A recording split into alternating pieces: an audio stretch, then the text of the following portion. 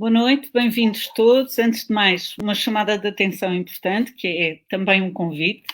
Nesta sessão, como em todas as sessões do LEV deste ano, é proposto à assistência que participe num passatempo em que o prémio são livros da editora Cavalo de Ferro. Pode participar através de um link que aparece na descrição do direto e nas legendas que irão aparecendo durante a sessão.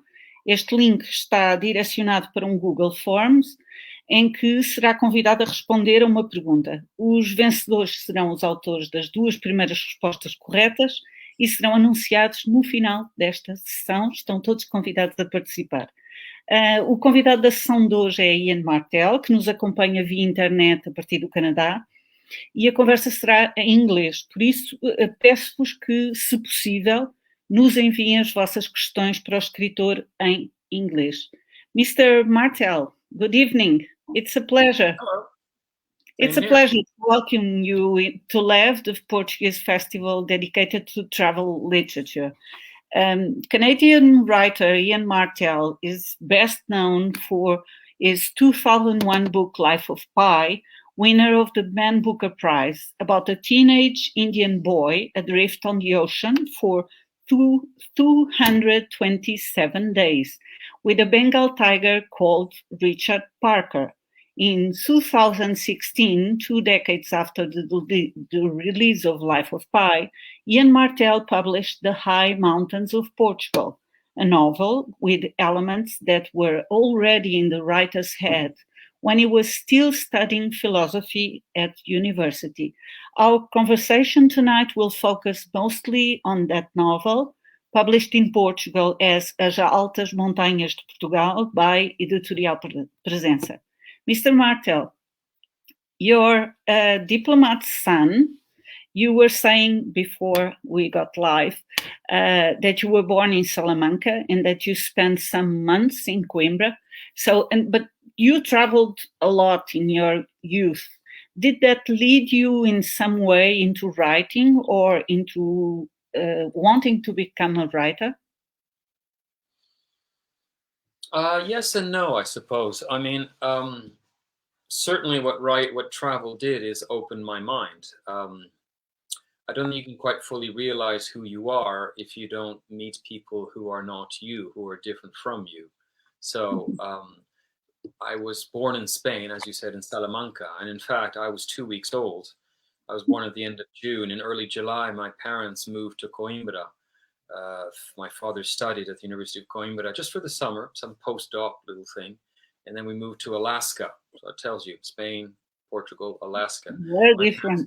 Yeah, very different. And then my parents joined the Foreign Service. They were diplomats and they moved around. And so it opened my mind. I mean, of course, there are many, many ways we can be on this planet, ways we dress, how we eat, the languages we speak, the cultures we live in, who we are. And it's absolutely thrilling to see that. So with my parents, I lived in Costa Rica.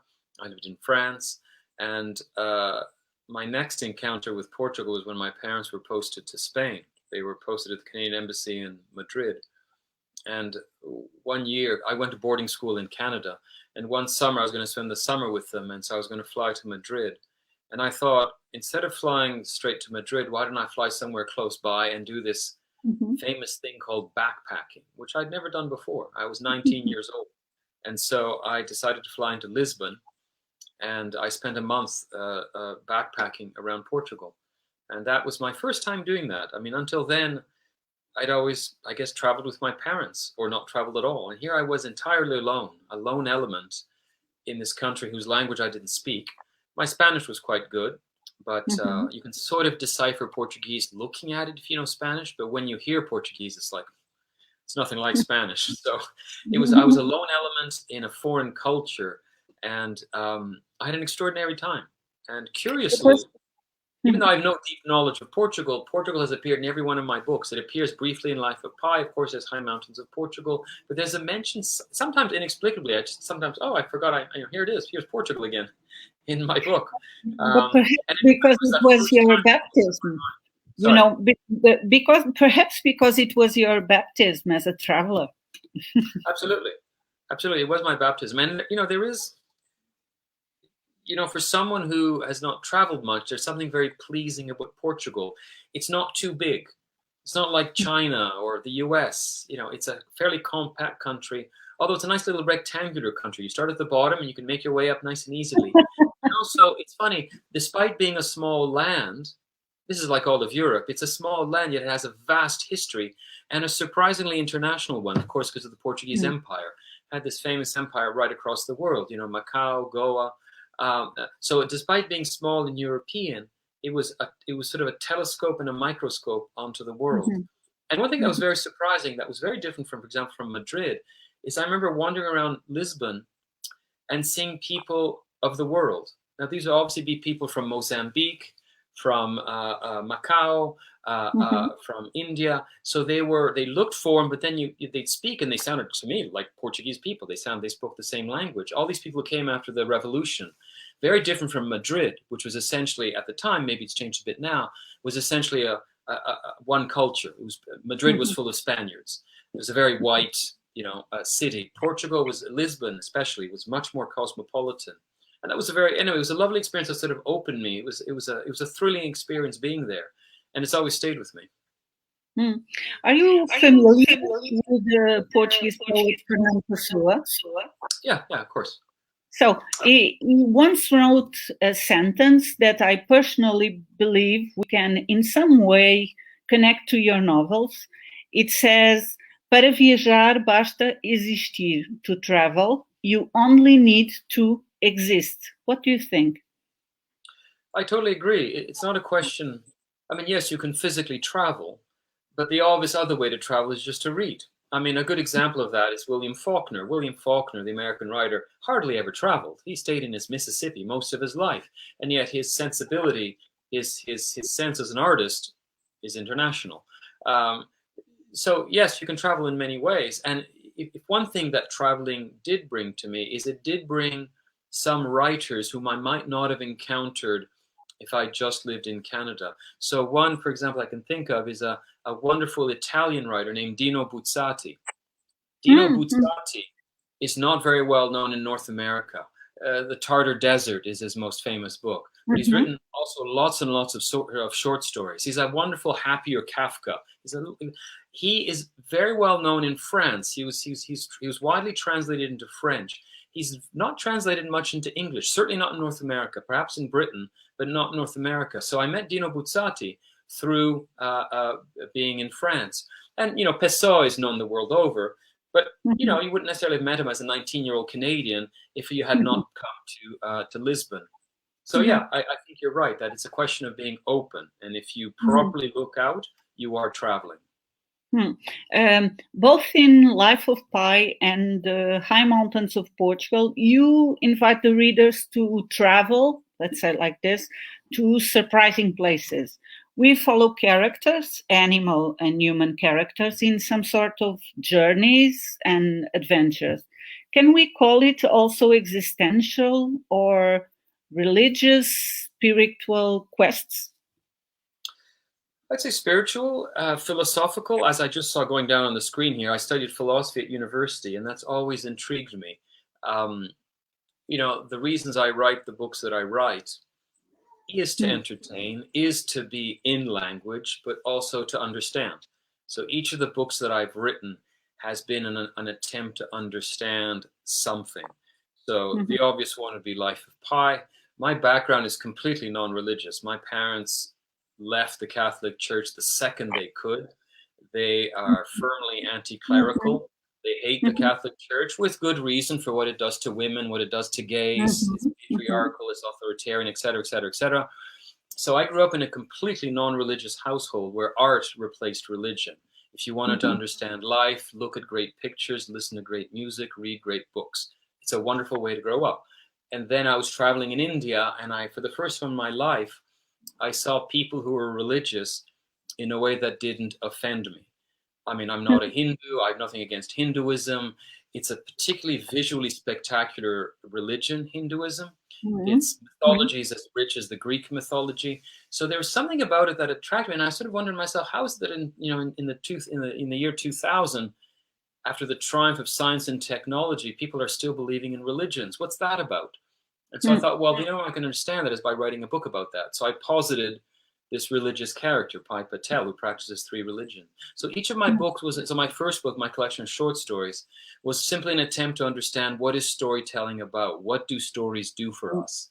So each one's an attempt. So one of the things that attracts me always when I want to write a book is sort of the philosophical aspect of it. What does it bring to me beyond the story? How does it change my life? How does it make me understand life better? Although you were raised, I suppose it was in India that you discovered faith, and you also got interested in wild animals and their spiritual symbolism. Can you talk a little bit about this mixture of interests of attractions that are we noticed in your books, in all your books? Well, I'd say they're similar. The attraction to religion and to animals is kind of similar because in some ways they resemble each other in that they go beyond the reasonable.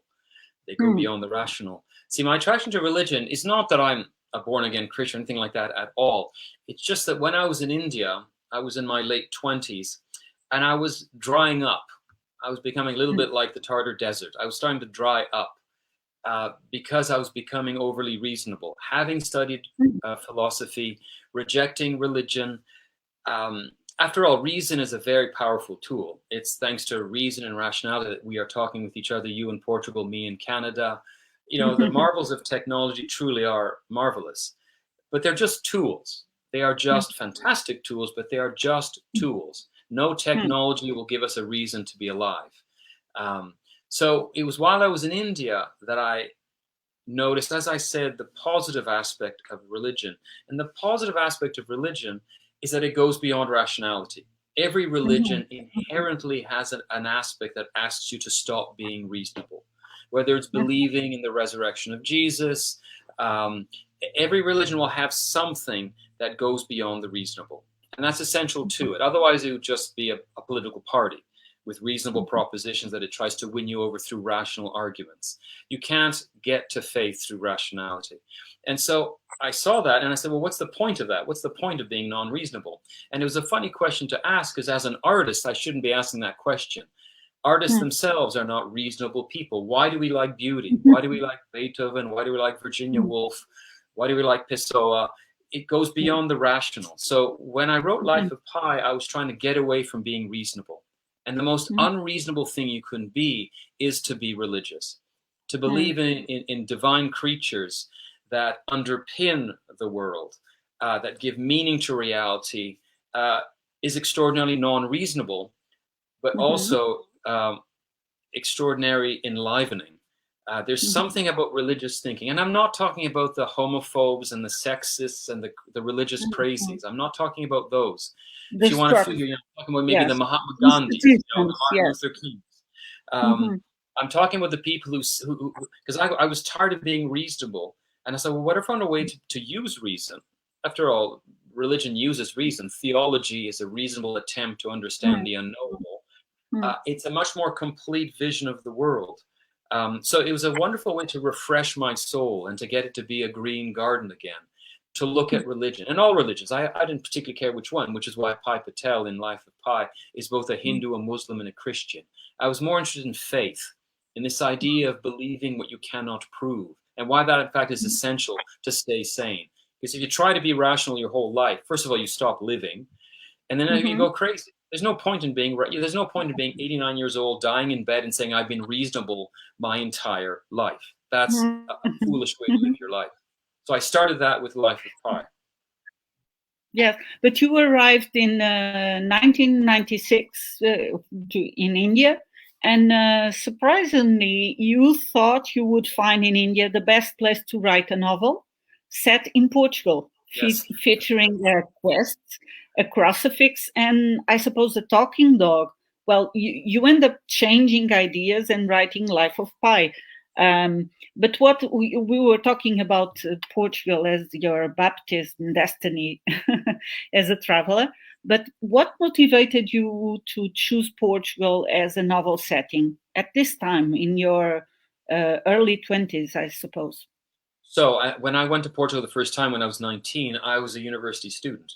So here I am. I think that must have been 19. So I must have been my second year. So I went to Portugal. I went to university for a year. Spent the part of the summer in Portugal. Went back to university. Well, in university, I was studying philosophy. I wasn't a particularly good student. Already then, I was tired of being reasonable, and so I decided I'd write a book. I thought I'd try. I was attracted to the idea of telling stories. I don't play an instrument. I can't dance. I can't paint. The only thing I had as a kid of the middle class was a certain ability with language. So I thought, well, why don't I try to write a story? And I'd just been to Portugal, this, ancient Christian country. Here I was a philosopher, seeing all these Catholic churches. So I sort of thought I'd tell this story set in Portugal. And it's funny, already then there were high mountains. Even though we all know there are no mountains in Portugal, there is this we have little mountain. You have a little place where you can ski there. Yes. I went to that place where you can ski, that little tiny hill where you can ski in eastern Portugal. But compared to other countries, it's a mountain. Yeah. Okay, it's a mountain. It is a mountain. Okay, I don't want to offend Portuguese sensibility. You have mountains. Portuguese mountains, please. But for my mind, they were big mountains. So even in this novel, when I was 19, I envisioned these much higher mountains, these forbidding mountains, these dangerous mountains. But the problem was I didn't know how to write. I was too young. It's not that I couldn't write a sentence, but I didn't have the artistic capability to tell the story that I sort of imagined in my head. So I just put it aside, and instead I wrote short stories, and I started writing, and slowly I got better. And so I did go to India in the late 90s, meaning to write this Portuguese novel, but it was the same thing. I couldn't quite pull it off. It was a mixture of I didn't know what I was trying to do, for what reason, and it just wasn't coming alive, as I say in the introduction of Life of Pi. So I did put it aside. And then I wrote Life of Pi, and then I wrote another novel, Beatrice and Virgil. And then finally, I came back to these old ideas that had been bouncing around my head for quite a while. And there's very little left from that original concept, but there's all that rumination somehow that came, and I finally wrote, High Mountains of Portugal. So the High Mountains of Portugal is set in the Portuguese regions Trás-os-Montes, that is referred in the title as the High Mountains. It's obviously an intentional translation mistake, as you were saying, as the Portuguese word monte means hills, and there are no real mountains at least in Trás-os-Montes. But did you want it to function as a metaphor? A metaphor for what? It's different between the high mountains and the hills. Yes, listen, it's we're going into the archaeology of the book here. Yes. The reason I chose a book, or I wouldn't generalize, my books start with a certain idea and they take a very meandering path. So initially with Life of Pi, I became interested in very broadly in religious thinking, in what does religion do to our, how does it operate? What are its modes?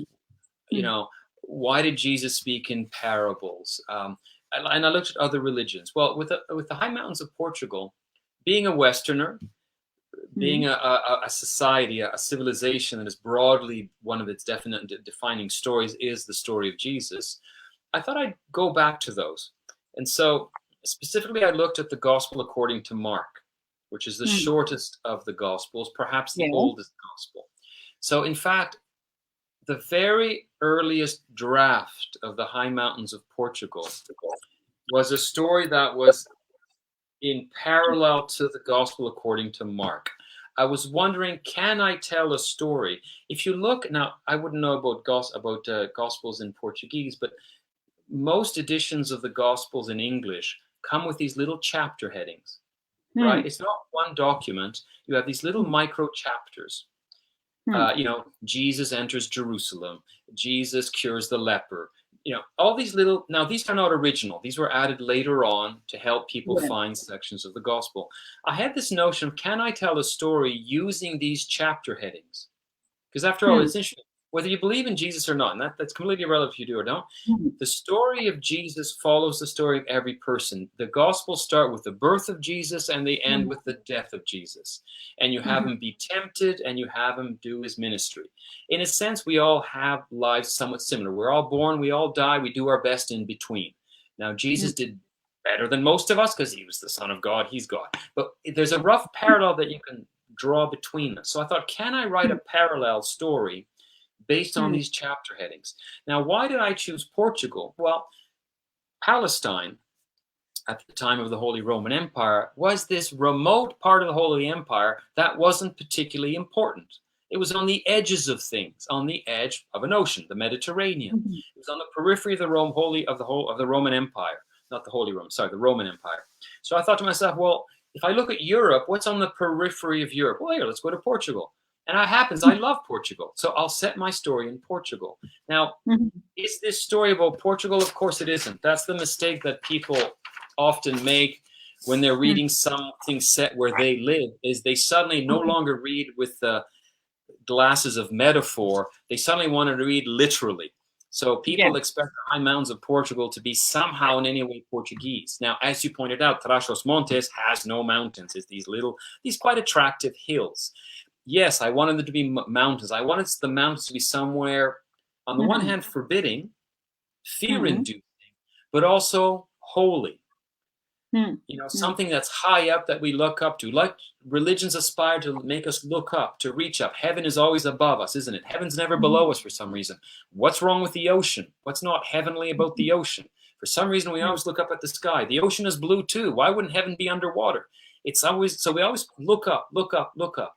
So I thought, okay, I need some mountains. Doesn't matter if there's no mountains. And also it's beyond the mountains. Well, what is beyond the mountains? So I just, it fit my metaphor.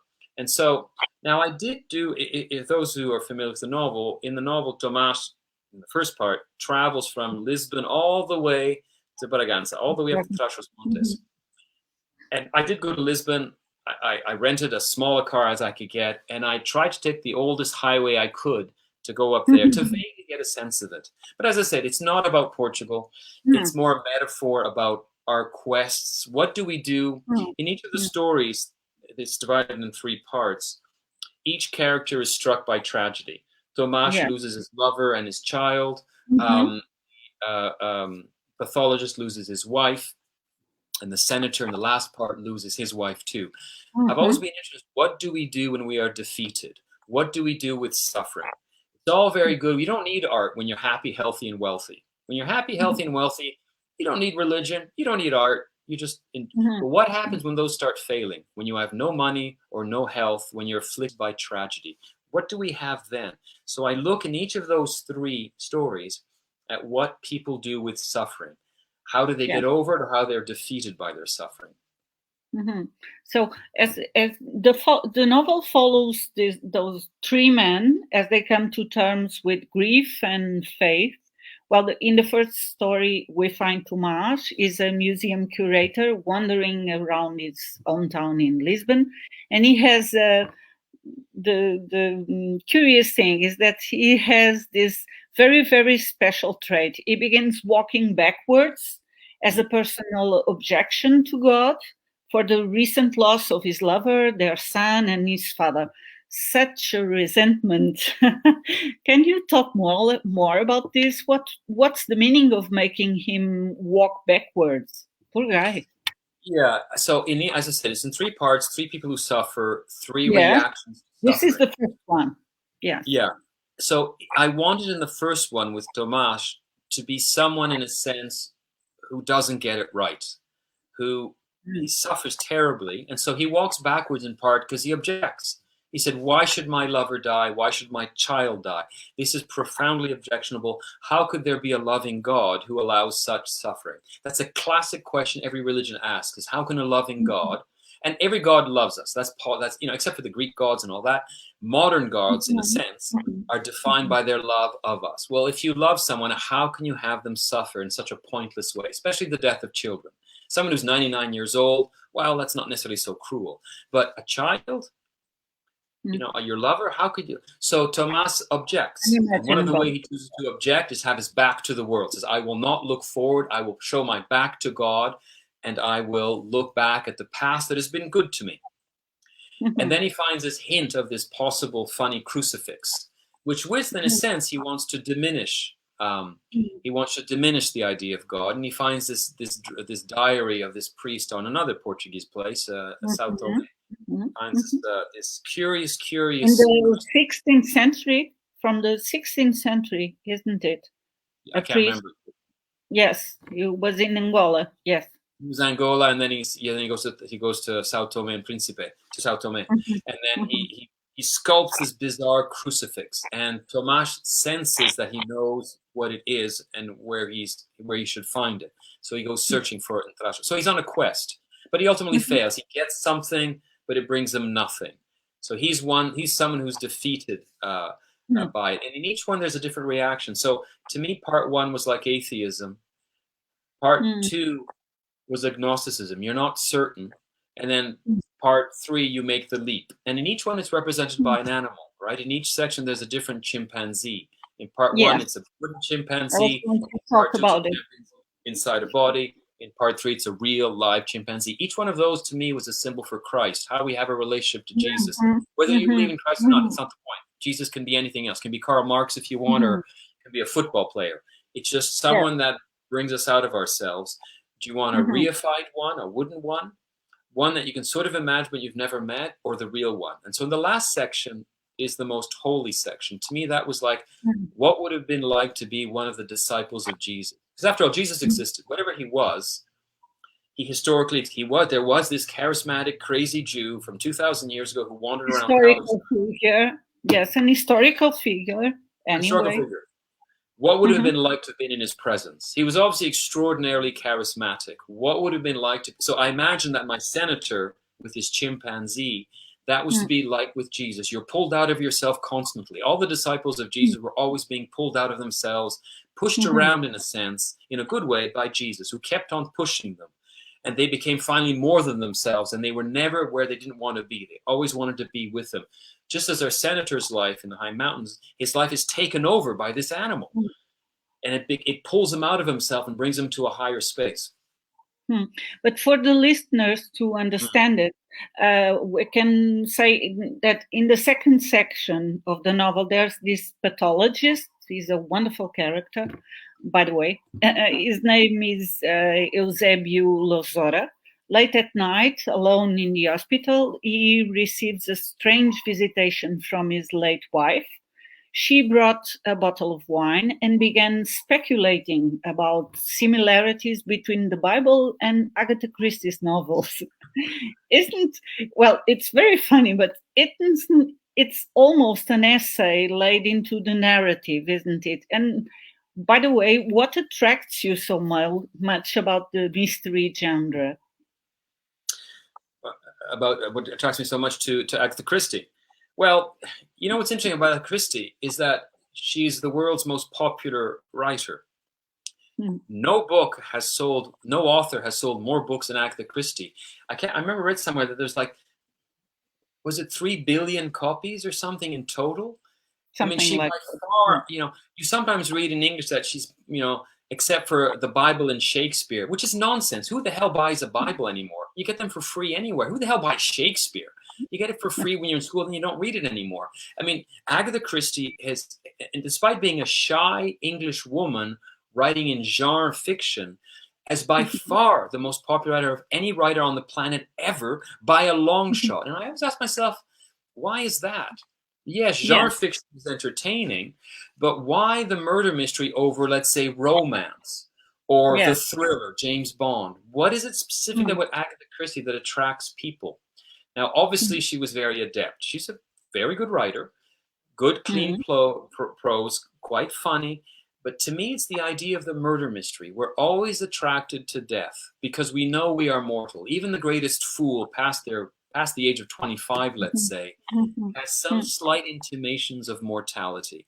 We know we're going to die, and we're scared of it. We avoid it. We try to stay young. We dye our hair. We have our hair. We do all kinds of stuff to stay young, but we know somewhere that we're going to die. And there's two ways to address that. There's through religion and there's through art. But most people don't want to be religious because it's boring and they don't believe it. And then you can read Marcel Proust and you could read Shakespeare, but at one point that's a bit taxing. So what's the easiest way to look at death? Well, it's the murder mystery. Agatha Christie managed to make you tiptoe up to death, but it's totally entertaining. And the key question is always, who killed someone and why? And they must be punished. There's a profound moral structure to Agatha Christie. And it always concerns itself with death, but not in a way that's repelling. And it does, it is profoundly moral. And what's very interesting with Agatha Christie, and I find this all the time, is you always know who the victim is. Just as in Christianity, we all know who the victim was. Jesus was the guy who was crucified. But in Agatha, we always forget who did the murder. You always forget. You start an Agatha Christie and you forget who did it. Inside the story that... And the same thing with Christ. We always forget who murdered him. Like, it seems to have been forgotten. Here's the Son of God and he gets murdered. Like, people never forget. Unfortunately, there are some who try to remember who killed Jesus. So that's a different question. But there's so many surprises always in your book. For instance, and I didn't want to skip this part.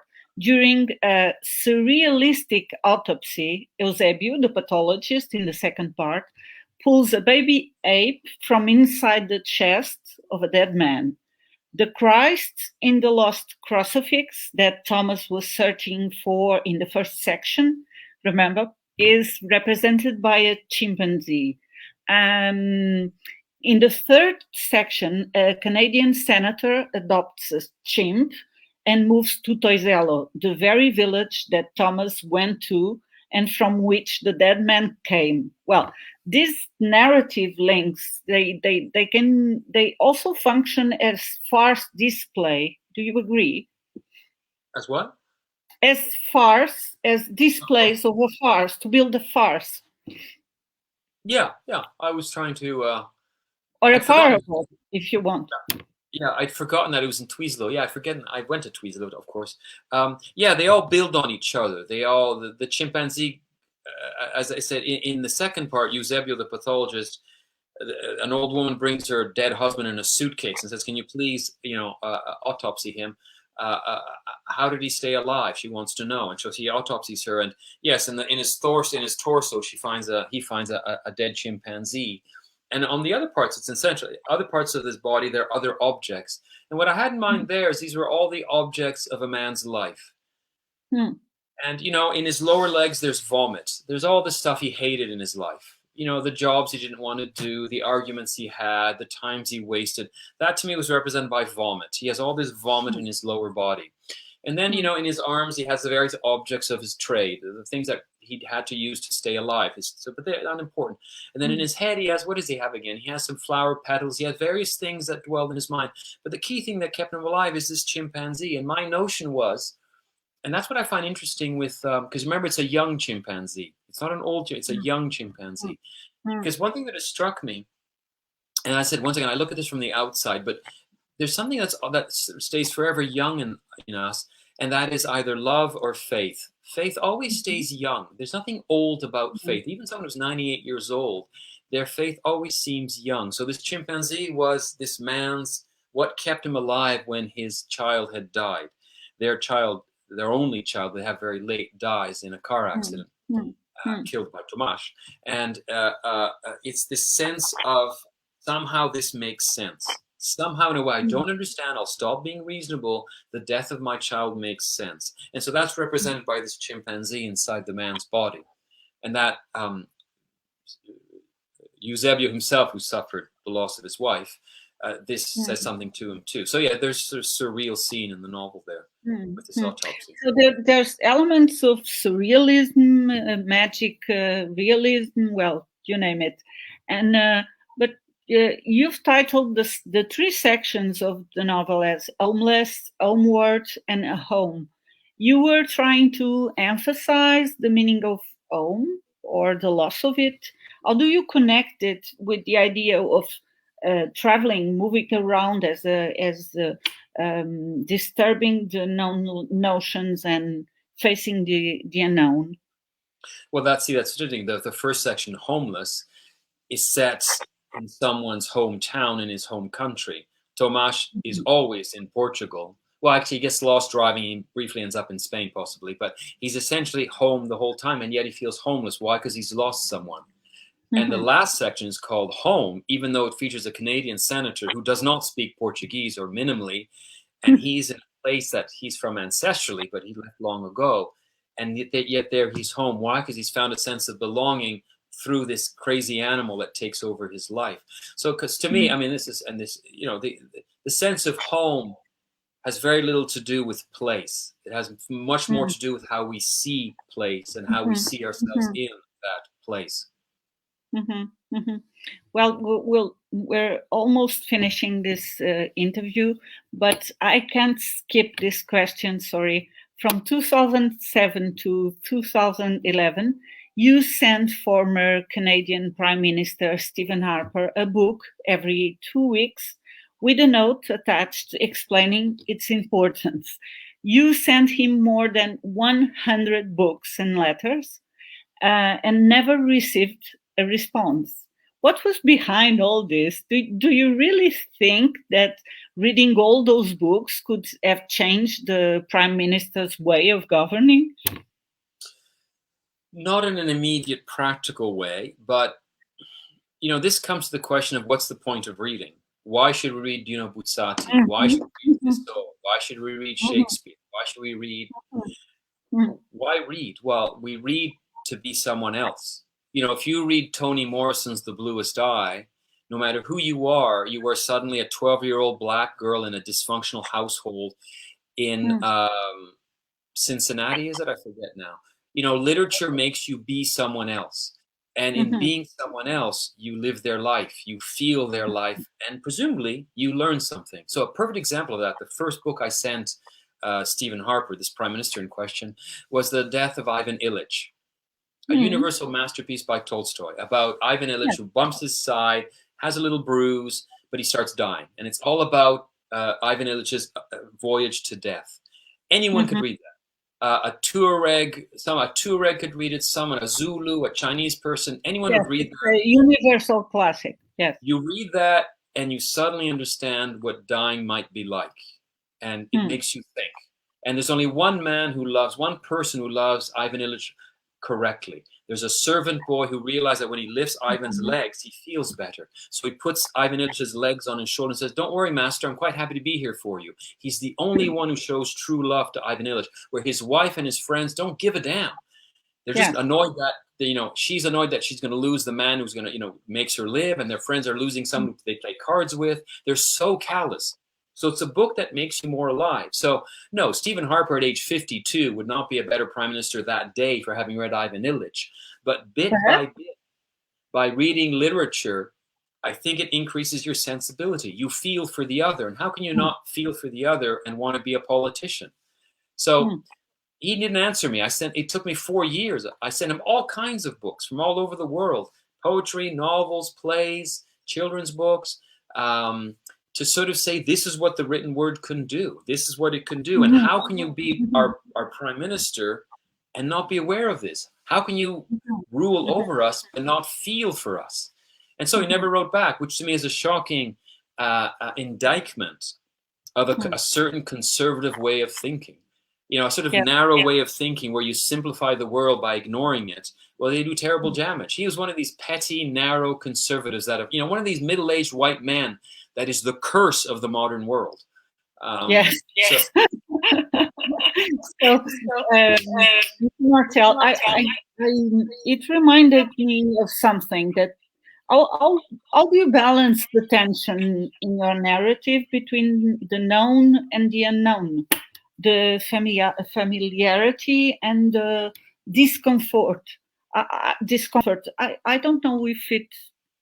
Could you talk a little bit about this? Oh, that's a good question. Well, it's an artful balance. Sorry. It's a bit like traveling, isn't it? Because you have to face the unknown, and at the same time you have to identify yourself with the other, with capital O. So it's dealing with the known and the unknown, the facts and the pure imagination. Right. Well, you have to get that balance right. When for example, when you travel, yes, you want the unknown. There's only so much unknown you can take. At one point, you have to have your feet on the ground, by which I mean you have to still know who you are and where you stand. In fact, that's the problem when you have, I'm sure you hear of this. You hear of backpackers who never come home. They travel the world and they end up in India or in Cambodia, and they run a coffee shop, and they haven't been back home to Germany or the US in 20 years. And yet they will never belong to Cambodia or to India. They'll always be outsiders. They'll always float on the surface of life without really going in there. And there's a danger there where you've lost yourself. You've wholly lost yourself to the unknown without ever making the unknown known. You've lost yourself to it. And then the converse is people who never, never, never leave their little backward, little hick place, and yet they think they know everything.